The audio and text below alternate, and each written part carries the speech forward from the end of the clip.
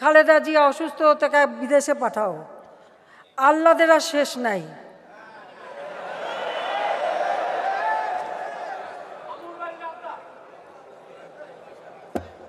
পৃথিবীতে কোন দেশে আছে এতিমের অর্থ আত্মসাৎ করে সাজাপ্রাপ্ত আসামি জেলে ছিল? অন্তত আমি এইটুকু দয়া করেছি যে ঠিক আছে, বয়োবৃদ্ধ মানুষ বা অসুস্থ, হাঁটতে চলতে উঠতে বসতে অসুবিধা, শুলে একজন না ধরলে উঠতে পারে না, জেলখানায় যখন এই অবস্থা দেখেছি তো যে ঠিক আছে, যেটুকু আমার ক্ষমতা আছে, সেই এক্সিকিউটিভ যে পাওয়ার আমার আছে তার মাধ্যমে তাকে আমি তার বাসায় থাকার সুযোগটা করে দিয়েছি। এখন উনি সেজে গুজে মেকআপ নিয়ে একেবারে বুড়ো টুরু একে হাসপাতালে যান, আর এদিকে তার ডাক্তাররা আবার রিপোর্ট দেয় খুবই খারাপ অবস্থা, মানে একটা নাকি যায় তার লিভার নাকি পচে শেষ।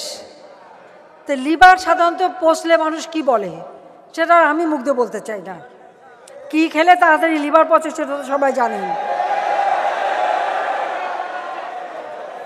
আপনারা দেখেছেন যে গাড়ি থেকে উনি হলুদ শাড়ি পরে হাসপাতালে গেলেন, এখন রিপোর্টে খুবই খারাপ অবস্থা, বিদেশে না পাঠালে নাকি চিকিৎসা হবে না।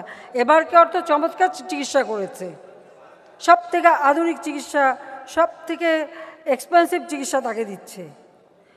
আসামিকে কে কবে বিদেশে পাঠায় চিকিৎসার জন্য? তাহলে তো কারাগারে কোনো আসামি আর বাদ থাকবে না, সবাই দাবি করবে যে আমাদেরকেও তারা চিকিৎসার জন্য বিদেশে পাঠান। তা আমরা কি সবাইকে পাঠাবো? খালেদা জিয়ার ছোট ছেলে মারা গেছে,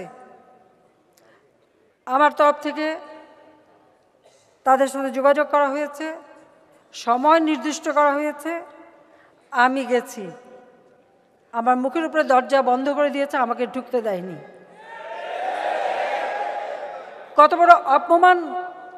খালি মনে হলো যে তুমি খালেদা জিয়াউর রহমানের সাথে অন্তত 2 মাস 1 মাস পরই আমাদের বাসায় যেয়ে বসে থাকতা, চেয়ার পেতেও বসতা না, ওই লবিতে মোড়া ছিল, মোড়া পেতে বসতা। আর এখন আমাকে ঢুকতে দেবে না, আমার গাড়ি থামার সাথে সাথে গেট বন্ধ, আমাকে ঢুকতে দিল না। জীবনে কখনো এইরকম ইনসাল্ট করবে সে, তারপরেও তার জন্য দয়া দেখাতে হবে।